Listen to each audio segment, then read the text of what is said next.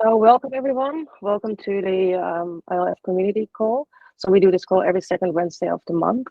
This is actually also a space where the community shares their project, and it's also intended to be a place for questions you have for the ILF team, but also for other community members.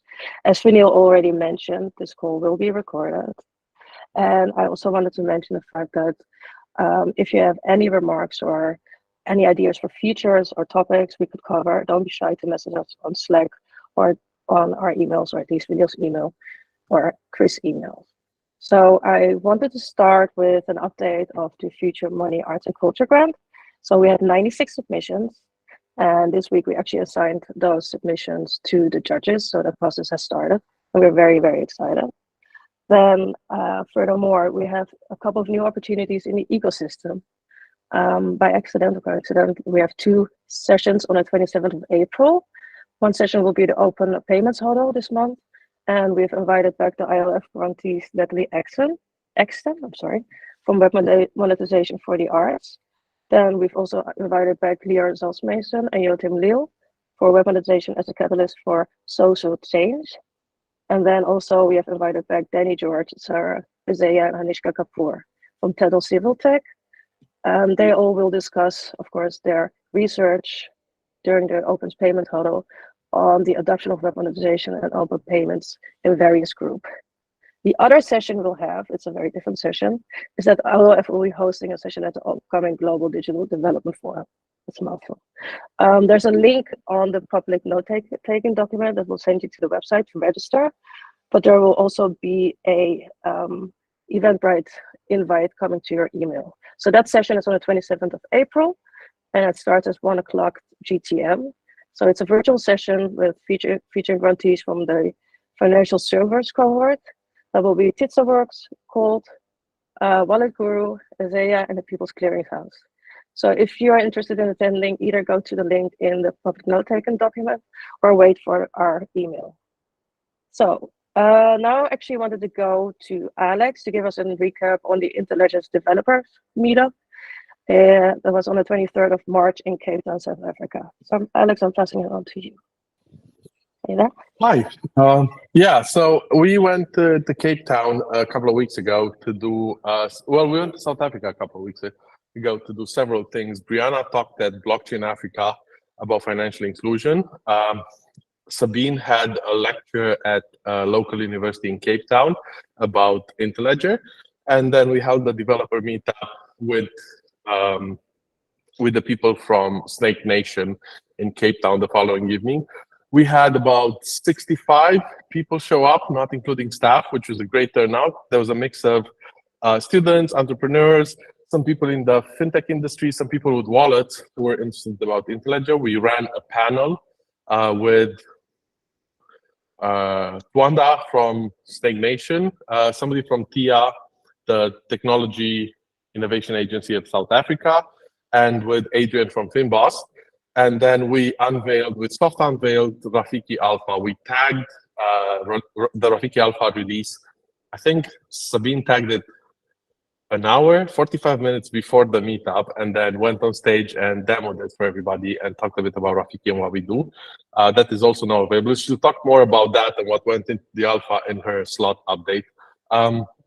Overall, our time in South Africa was really good. It was really nice to see that level of engagement and excitement from both the students and the fintech people.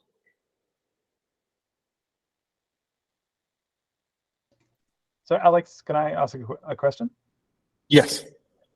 So I remember like a while ago, when Coil was in full flight, a lot of our users that were in Nigeria weren't able to use things like Uphold. Like they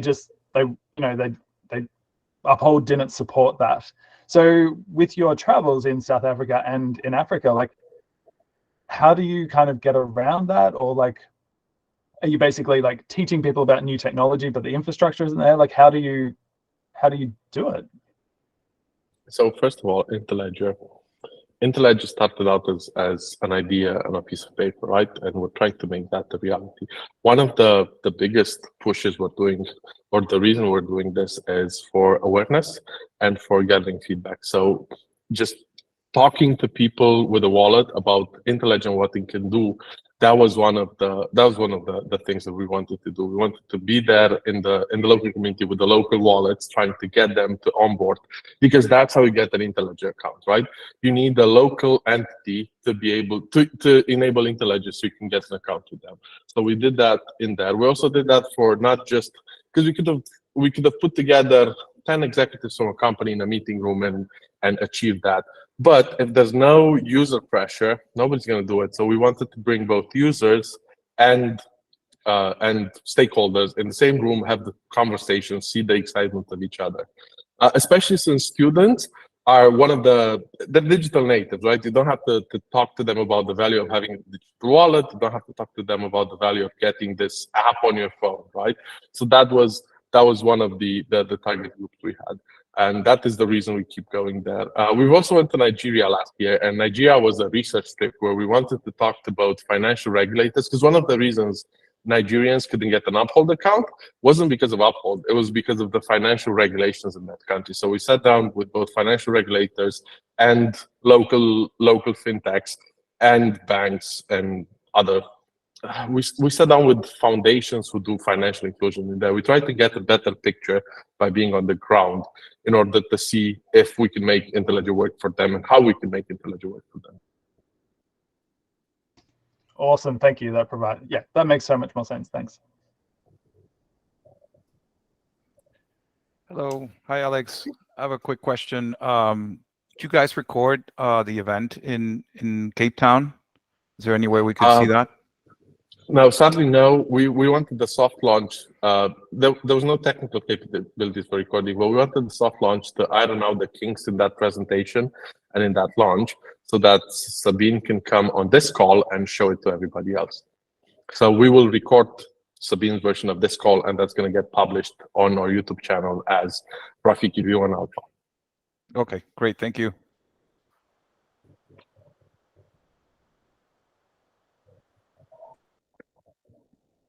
So I think maybe you can ask Sabine as well about what she thought about the developers meetup in Cape Town in South Africa.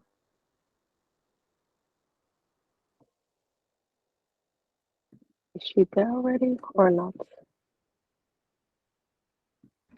Am I supposed to talk now? Sorry, this cut out.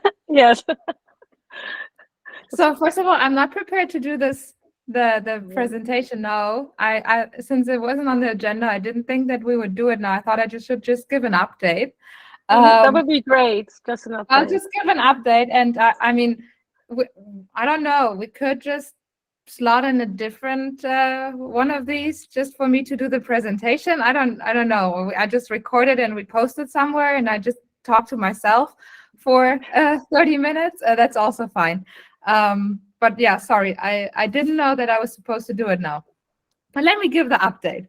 So like Alex said, we tagged in V1 Alpha, and it basically, like for those of you who have been to the summit, it basically comes with everything that I had in this huge diagram. So everything that was still outstanding, which was mainly the auth server integration, is also now within Rafiki. So if you check the local environment and the Postman demo that we have, the demo that I did at the summit was without any request signatures, but now we do have those in there too. And Max has showed you the open payments client SDK already that will deal with those signatures. So that's all done. We have Postgres enabled as accounting database by default for any deployment, because Tiger Beetle isn't stable yet. They are going to release their stable version in June, hopefully. So that's when we'll switch that out. So right now it's Postgres. However, the local environment is still on Tiger Beetle. For those that want to do some development, we wanted this to be Tiger Beetle because it will be Tiger Beetle at some point. And yeah, you can do peer-to-peer payment. Open payments is all done, at least the version that we have right now. And the things like we will probably, if we get the time, we are all in in Romania right now, meeting the people that work here right now. But if we get the time, we're probably going to release a 1.1 alpha this week, which will also include an admin API front end. So far we only have the GraphQL APIs that you can use using the Postgres, the Postman collection, or the GraphQL playground that the Apollo server comes with. But we've been working on a UI for that doesn't include all the features yet, but it includes a subset of those. So we'll release that. And also this week, hopefully, we'll have the Helm charts available for those who want to deploy this. Let's see, what else? We added a bunch of docs to the repository over the last month. It's still not complete, but we do have many more documentation than we used to have just a month ago. We also started populating Rafiki.dev, which is supposed to be the place to go to if you are an account servicing entity running Rafiki. So this should be the place that has all the information of like how to actually run it, whereas the repository itself will be the place with the documentation on how to further develop Rafiki. I think this is the update. Did I forget anything? Since I have you next to me, Max, I can ask you. I mean, I guess we should probably explain why we're in Romania. We're just working with the testnet group and trying to get some feedback from them, give feedback to them, and yeah, it's been going well so far. So stay tuned for more testnet news coming later. That's it. We got the demo from the testnet team this morning. It looks really good. I think I'm gonna leak some of the screens where we've like some of the flows we've seen, leak some screenshots, and it should be up in Rafiki Money in a couple of weeks. We're putting together deployment pipelines right now. That's the first order of business.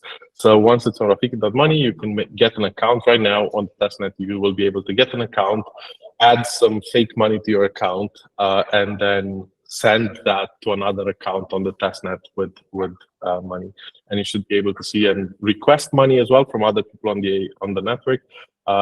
The auto peering functionality is not there yet. That's one of the big pieces that we've put next on the work schedule. Oh, and I also realized I forgot to do something before I start talking about Cape Town, and that's my bad. In case you've noticed, Sabine is with us. Sabine, do you want to show us your T-shirt? We have an announcement to make. Sabine has moved to the Interledger Foundation last week on the 4th. She is now the engineering lead for the Interledger Foundation. The Interledger Foundation is growing. We also have Catherine on the call. Catherine is joining the foundation to lead the development efforts and our fundraising efforts. Catherine, do you want to say a few words about yourself? I feel like Sabine should have an introduction as well, but everybody's known Sabine for the longest time. Okay, so well, then it's hard to follow Sabine. My name's Catherine Fukushima. I'm delighted to be here. I just joined Interledger, and I'll be focusing on fundraising, philanthropy, and partnerships. I've been working with the team as a consultant for the past few months, so I know a little bit. I have a lot to learn, and look forward to speaking with all of you at different points and finding ways to bring more resources to the work that everybody here is doing. So delighted to be here. Thanks.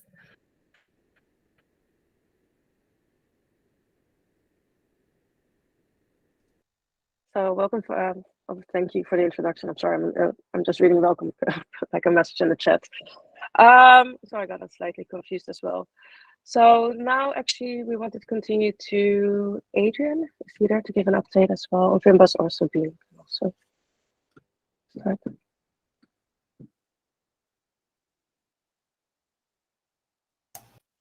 I don't know that Adrian's in this call. He isn't there. No, huh?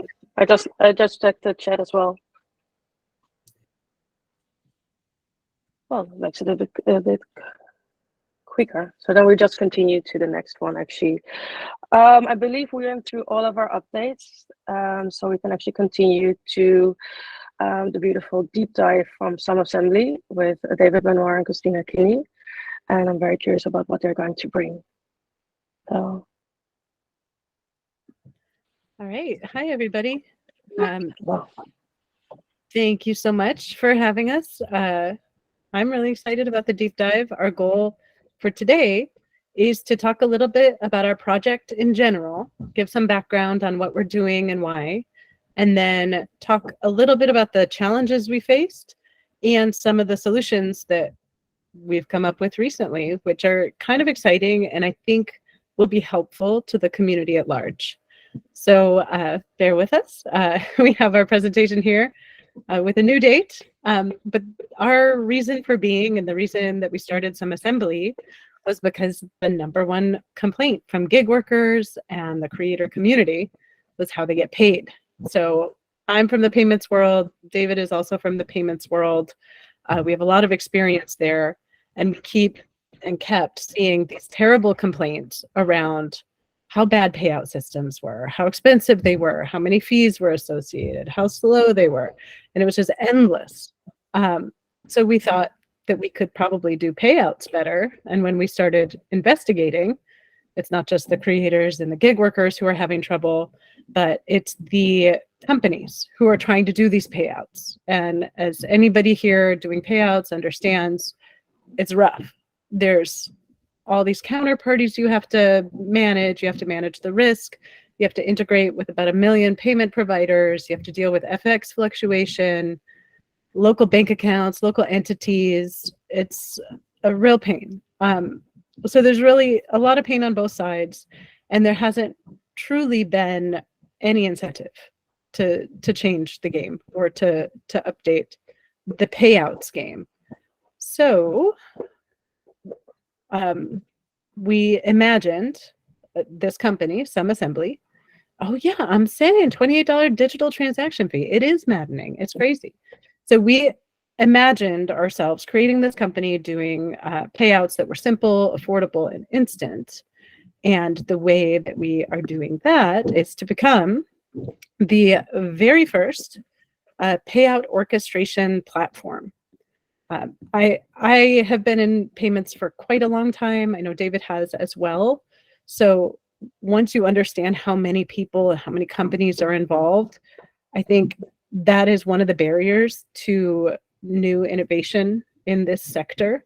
So we envisioned doing something a little different and using a factoring model to create one integration for companies, make things easy for them. They're just managing their familiar currency, no FX, one integration. And then for the payees, they get things at their own preferred, they get their money at their own preferred timing, currency, payout method, whatever they like. So it's really a layer that creates ease on both sides. And the complexity in the layer is what we've been diving into over the past couple of years. So I just want to add in here that, you know, there's a lot of companies out there that say they do a single integration for all payment methods. But what they really mean by that is they will give you access to those payment methods through one contractual relationship with that platform. They're not actually doing the hard work for you or giving you or abstracting away any of the complex customer journeys that those integrations could have. Yeah, and I think if you get to the point where you're trying to pay out in a different country, you'll eventually run into a wall with, you know, Stripe or any of these big companies where they say, okay, where's your entity? Do you have all of your legal and tax ducks in a row? And it's tough because multiply that by all the countries in the world and you got problems. So we're going to share this presentation so that you guys can take a look if this resonates with you. But the current problems, obviously slow, bad, logistically problematic. And I really think the biggest problem is that it is not a customer first mindset, because everything flows from there. Because payouts really are essentially just the easiest way to get through the difficulty, right? For the company, they're not really looking at payouts as a competitive advantage. And for the recipient, they don't have enough power. They're not like a group of people advocating for this to change. So as a single individual, of course, you're going to get the fees and you're not going to be able to do much about it because you can't take your business elsewhere. So you guys can read through this later. And then, of course, this next slide, what we've done is our solution in contrast to what exists right now. And feel free to take a look later. But essentially, our belief is that customer first and individual first changes how we perceive the problems. Because if you actually look at your gig workers or even invoicing as a potential good experience and as a potential differentiator, then everything flows from there. So next one is our business model, because obviously as customer first, like, is there really anything to this? Why hasn't anybody done this before? So we think there's an opportunity in this payment ecosystem to be customer first, customer minded, right? But to also address some very big problems. So there's the gig economy, which we talked about, and the fees, which are wild. There's also e-invoicing and B2B, real problems that are beset by all the same issues of accounts payable. So creating this payout orchestration platform that decouples those worlds and that gives you a translation layer of simplicity. It's not just applicable to one section of the payments ecosystem, it's really applicable everywhere. And in our journey around the payments ecosystem, trying to put this together in a way that really was predictable, easy, one integration, all the things we promised, we have found a number of partners. So everybody here, of course, will know many of these partners, but assembling them into a complex puzzle of the payments ecosystem has been really interesting, fun, and difficult. And we have all of these pieces in place. And we're very close. But in the last 6 to 12 months, the biggest piece that's been missing has been how to connect to existing banking infrastructure in a scalable way. And I will let David talk about this piece because he is very passionate about it. Sure. I just want to roll back for a second on the, sort of the business case or the sale to one of our clients. So a platform that would want to pay out to its gig workers or anything like that. What we're proposing in this is that the integration with our platform, which is going to leverage the Interledger network underneath to make it all work, is that we will be able to take what is now not a viable return on investment to add a new payout method or to add a new market or to add a new currency, and we will create opportunities for them to expand that are at no additional cost to them. And in fact, the integration that they would have with us would reduce their overall operating overheads because they wouldn't have to maintain reserves and have those as liabilities on their banks, on their books. They wouldn't have to maintain counterparties in their systems and all of the the headaches that go along with that in terms of data privacy management and those things. Remember too that these platforms, that's not why they're in business. They're not in business to pay out, right? They're in business to make money through other channels that they are doing. You think of even something as simple as referral management on YouTube videos, right?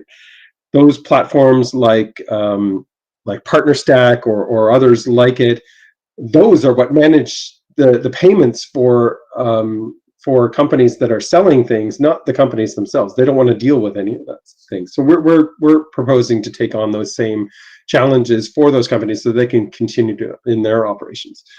But in our operations, connecting with the existing banking structure is hard. And we did the work to build up the demo. We had money moving. We've done payouts to the UK, to Europe, to Canada and the US, all as tests. And I have to say things, I mean, I knew this to be true, and Christina knew this was true from our past experience. Payouts in the UK and Europe were great. They were instant. They were fine. And I'll get to that question about Africa in a second. But the payouts in the US specifically were horrible. We were waiting 3 days to get payments, and we're just like, this is stupid, right? And what we found in the conversations that we were dealing with is that this really is because of this virtual stranglehold that incumbent companies like Fiserv, FIS, Jack Henry, and others have on the banking industry. There's something like 12,000, 8 to 12,000 banks, depending on how you count in the US. And, you could have a bank with 7 employees, you could have a bank with 7,000 employees or more. And they all have to play in the same ecosystem, and getting changes through those companies that service them are virtually impossible. With a client once, to get a meeting with Fiserv, we had to pay $50,000 for an afternoon meeting. And then to get a change through, it took 18 months and $6 million worth of investment to get a single change to the Fiserv core. So getting anything on the scale that we want to operate into any of those banking systems, it's virtually impossible. It's like they are not going to risk their revenue. They're not going to risk any disruption to their existing business, to their existing streams of income. It's just seen as too much of a problem for them. So they're not willing to entertain that. So what we really needed a willing partner that was willing to go in and disrupt those established models that are built, quite frankly, off the old batch technology that was established. I mean, standards we're talking about for ACH, I mean, these are the 70s, right? And we like to joke about these things in computing, about, these systems that were built in COBOL and whatever, isn't that so funny? They're still running, right? And they're still what's dominating all of these processes that are here. And unfortunately, in a lot of markets like this, we have not had pressure from regulators like there has been in the EU and the UK to drive open payments and to drive it so that it actually is something that the banks need to interoperate on. Those things only happen when there is a commercial advantage between the banks. Look at Zelle. Zelle only exists because the big banks didn't want to deal with the clearing costs between the banks themselves. Doesn't exist for the consumer. It's beneficial to the consumer, but if you're a customer in a small community bank because you want to support your community, you're out of luck. You can't participate in that ecosystem. You have to go to one of the big banks to deal with that. So we partnered with a company that is actually working on building out and connecting directly into the Federal Reserve Bank to make these things possible in the US. And I know I'm talking just about the US, which is funny because I'm Canadian and I don't really have any direct connection to the US banking system other than working on it for a while. But this is step one to going global for us, because if we cannot operate in the US, it's just not going to work, because so much of the payment origination happens there that we have seen that we can't launch without it. So we've partnered with a company called WireFX to build that critical piece of technology. The future, what we're building is we're proving out this idea of a microcore, and it is a completely API-driven and event-driven system. Think of the kinds of things that you get from Interledger in terms of the notifications and quick, easy notifications of things happening, but have that actually happen on a banking ledger that is connected to the Federal Reserve. There's going to be webhooks for everything. If money arrives in your account, you'll get a webhook with all the information about that. If you want to send information, you get webhooks when all those things happen. If you want to open an FBO account just for, I was about to say for fun, but not really. You need something for an accounts receivable for a specific purpose in your business. You can just open that. It's an API call to do that.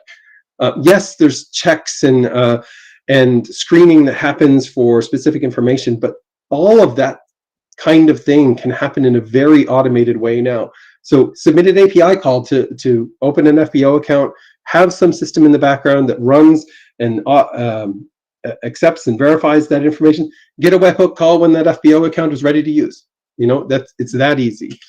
And we're also working on creating the partnerships with these large liquidity providers to establish this network of global payments. So we're talking with people that have Nostro accounts in like all the places, right? So it's large companies like JP Morgan and Wells Fargo and Standard Chartered Bank, and there's a long list.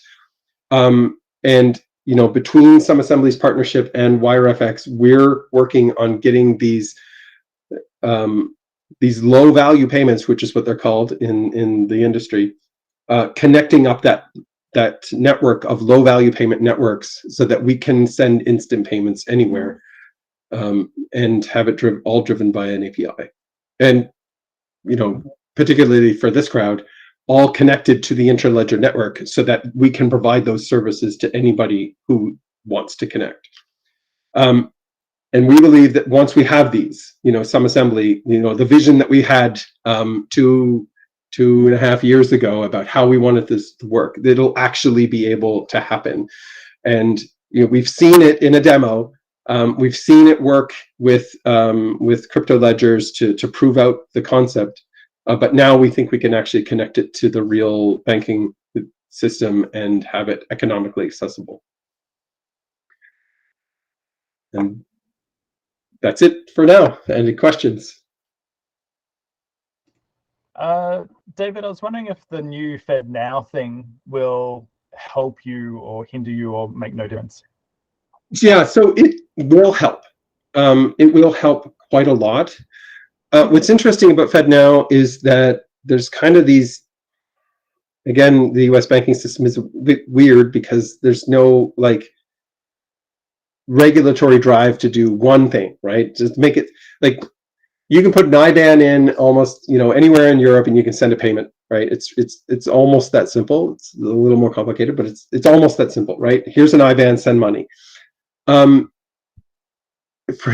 the US, there's FedNow, but there's also RTP, which is run by the clearinghouse, and it's kind of like the banks that are members of RTP don't want to be members of FedNow, and then how do you bridge payments between FedNow and RTP, especially since RTP has been up and running for about over a year and FedNow is continuously delayed. Then there's the question of, well, FedNow being available, that's great, but what do you do for, Farmers Mutual of Omaha, which has 7 employees and no tech team? How are they going to get connected to this kind of network? And of course, there's opportunity there to be a service provider that integrates with FedNow and provides those services to them. But then again, you have to be connected to the Federal Reserve Bank to be connected to FedNow. You have to have the transactions for that routing number directed to you. So you can't just step in and take over. You have to do it in partnership with the banks, which is possible. It's just slow. So I'm hopeful of FedNow and RTP, and just like I'm hopeful for the real-time Rails payments in Canada, which was supposed to be launched 2 years ago, but is delayed yet again.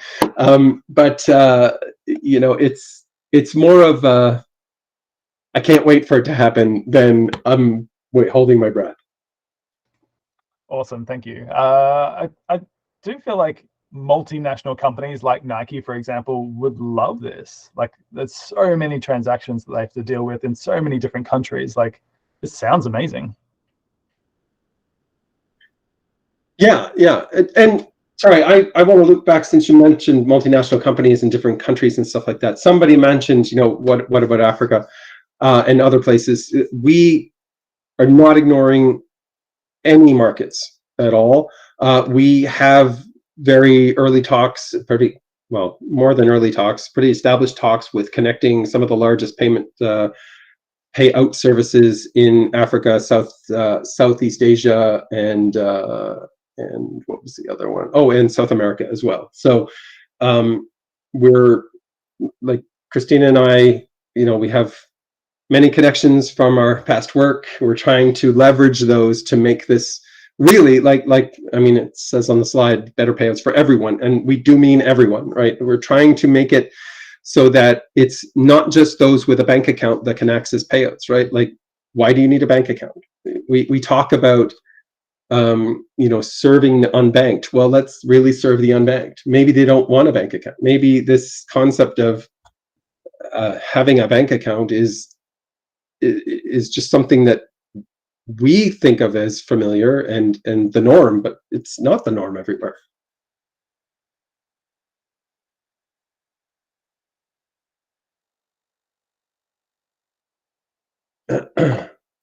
Somebody asked about Bill.com.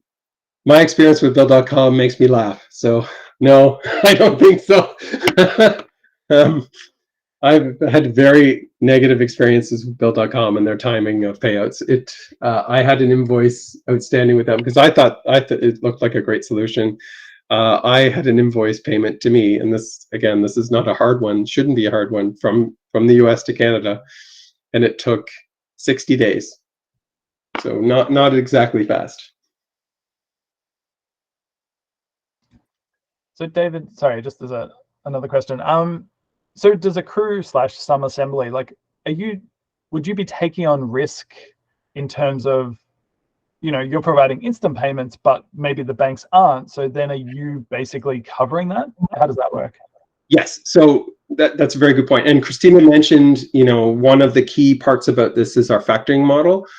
And this is not something that most people are willing to do, right? But when you think about trade and the payment of goods, for example, right? Do companies like pay for everything up front? No, right? Like you commission something to be made, they make it, they deliver it, you pay an invoice later, right? That's usually on, like net 30 terms or, whatever you might be paying, whatever standard for your environment. But we don't do that with money, right? And to us, why should this be different? If we establish a commercial relationship with those companies that are wanting to send money, that are wanting to pay out their providers, why shouldn't that be an invoice to them just like everything else? And if we think about it that way, actually a whole bunch of things get interesting. For one, you have that float, you have that ability to have the money sitting in a place where it can immediately be sent out, right? I don't need to wait for funds to clear through 5 different intermediary banks, depending on where I'm going. I don't need to wait for the money to settle into some wallet provider for like a Grab wallet. I don't have to do a lot of things. But because of that is a service that is being provided to the platform that is being paid out. So, there's obviously a charge for that, but there's also a lot of benefit that they're getting out of doing that. They're getting to serve markets that they wouldn't be able to serve before. They're getting to not have all of these balances on their books. I mean, you look at a platform like Quora, right? If you're a paid contributor on Quora, you get paid for submissions that you write that people read. And I mean, this is all done so that they get quality, purportedly, so that they get quality contributions to drive more advertising revenue on their site. But if you've ever tried to get paid by Quora, it's really hard because you have to reach a threshold of $75 before they'll even consider paying you out. Now, scale that out to like millions of contributors that have signed up to be paid contributors into Quora. You're talking about a lot of money that is owed out as a liability to contributors. They can't really do anything with that money, right? It is money that is actually for somebody else. It's a liability on their books. They can sort of invest it, but they can't really spend it. So management of all of those funds goes away for them. Management of any integration with payment networks goes away. Platform fees to those those different networks. Every time you sign up for one of these networks, you have to pay a separate platform fee, a minimum invoicing fee, all of those things. We're proposing that the model to those platforms is that we take that on, we aggregate those through all of the customers that would sign up for our service and provide low cost to anybody that wants to use it. I'd also like to talk about the other side of that transaction and the individual who's trying to get paid their 25 cents. And maybe they are doing advertising around the internet. I don't know what they're doing. Maybe they're a gig worker in 5 different places. And individually, they get paid out $5, 25 cents, $2. And it's not worth it to be paid that because the fees are so high. But if you can aggregate that in accrue, you can accrue that amount and then get paid out when it's reached a threshold that you want, or you can redirect the funds elsewhere. You can save them. You can do whatever you like with that money. But the money is not dependent on your bank account and your thresholds and your current fee structure. Yeah. That's interestingly exactly how the names for these things came about, right? Like we were looking at these money flows from different partners and these thresholds, and we're like, well, what if we could just add the money together and take advantage of that? It's like, well, we're doing assembly of money, just SumAssembly. Awesome, thank you.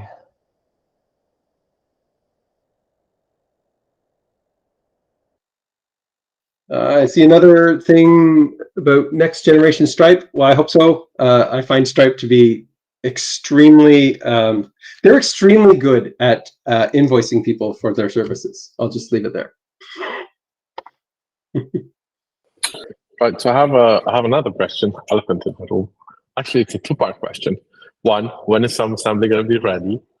2, when is WireFX ready for other people on this call to use? Is this available? Because obviously WireFX is something that a lot of our grantees could use. It's something that would work very well for them. So talk a bit about that. Sure. And just really quickly for this crowd, WireFX is sort of a holdover name. It is in the process of changing, so watch for that announcement. WireFX, the name was sort of the pre-pivot name. So the pivot into what we're doing now is it's going to reveal that name. So yes, WireFX is ready to use today. We have several clients that are up and running. We actually, for real, settle millions of dollars a day. We have a good number of client prospects that are doing business with large entities in Africa. That's all I can say there yet. There is a press release pending on that. Chi Money is one that we have announced publicly, so they work with us. I know Uchi, I don't know if he's on this call, but he was with Coil. He started up Chi Money to do payments into Africa, in and out of Africa, so that's a great one. We have other fintechs that are working with us. So I should clarify. I say us because Christina and I are both involved in both ventures. So to get this done, we took positions to basically help this along. So it's they are 2 separate companies, but they are very much helping each other.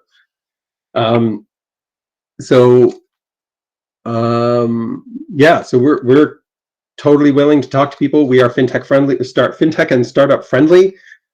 We have pricing plans that ramp up with revenue. What else can I say? Oh, and we have costs that are actually relative to our costs, not made up values that some other companies charge. What else could you add to that, Christina?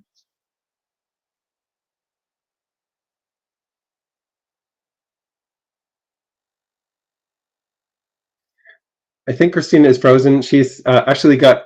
Sorry about that. Yeah, my internet keeps coming in and out, so I missed it. If you asked me something, I apologize.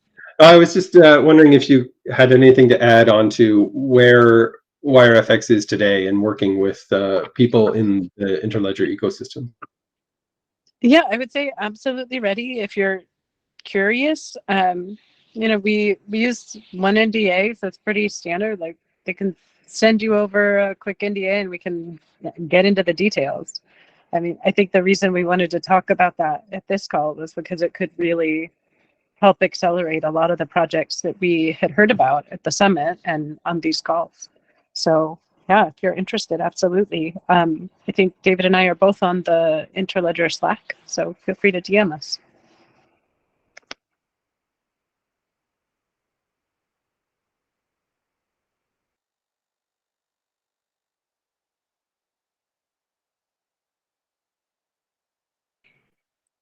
I like that. Yeah. SumAssembly. Yeah. Okay. Well, thanks so much, everybody. Are there any other questions that we can help out with now? Or otherwise, please, like Christina said, feel free to DM us on the Interledger Slack. Happy to answer any questions.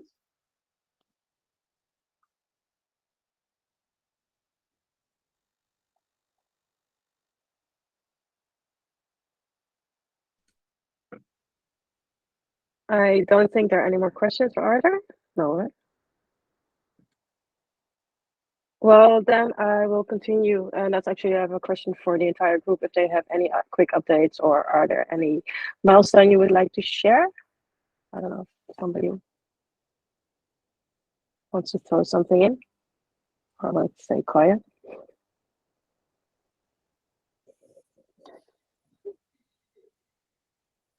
Going once. Yeah. Going twice. Let's try this. Okay.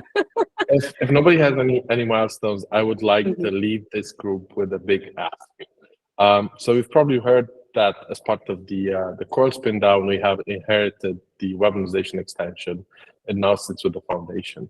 As part of our continued support for WebMonetization, we would like to help change the WebMonetization extension. We're working with some people on doing that. We would love more help. So if you have WebMonetization experience or extension development experience, please reach out on the Interledger Slack. We have a list, a laundry list of things we'd like to achieve, and we're looking for all the help we can get.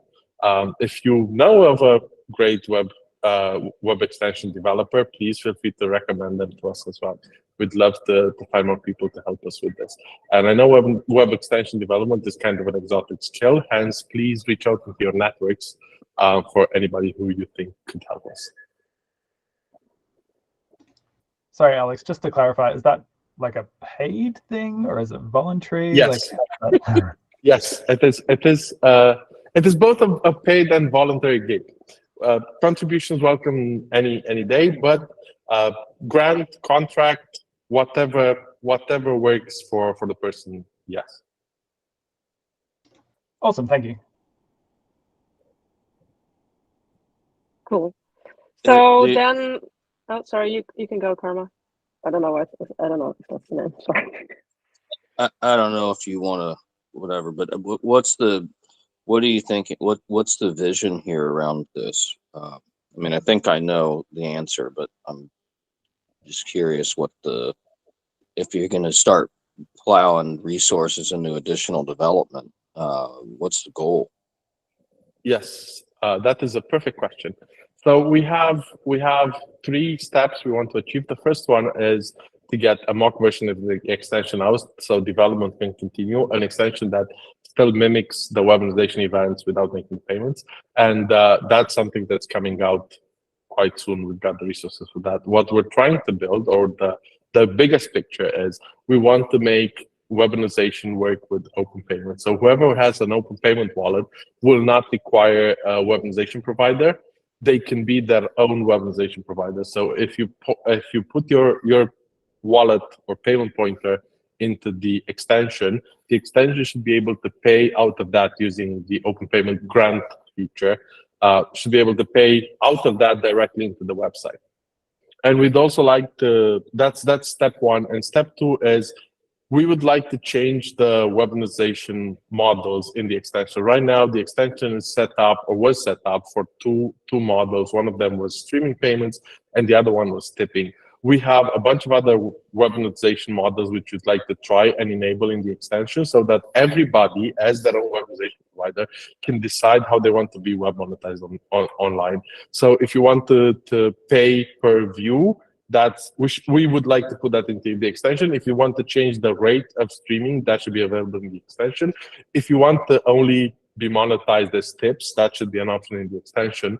And if you'd like to pay at the end of the month, so browse the web and at the end of the month get a tally of how much you've spent on each website, find an amount you want to share or spread among those websites, that should also be a model.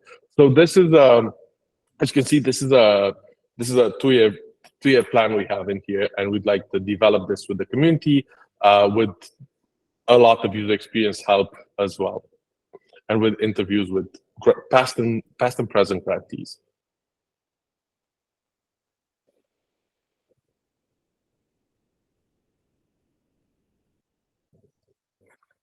Are there any more questions?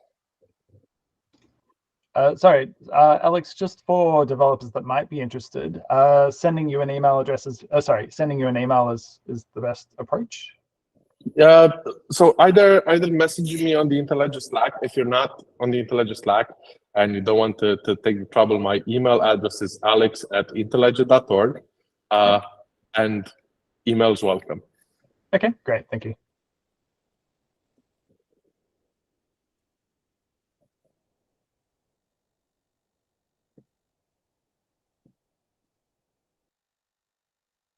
So I'm just gonna wait. See if there's one more question. Going once. Thank you. Going twice. And I feel that's all, folks.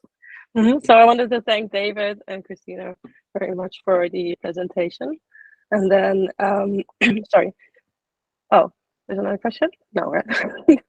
The recordings will be shared in a couple of days. If you want to reach out to us, you can find us on Slack. Of course, you can download it. So please do that. Join the Interledger channel. In the channel, you can communicate with the team and everybody who's part of it. So I hope to see you. Oh, I won't be there, but I hope you'll be there the next time. Thank you all for joining.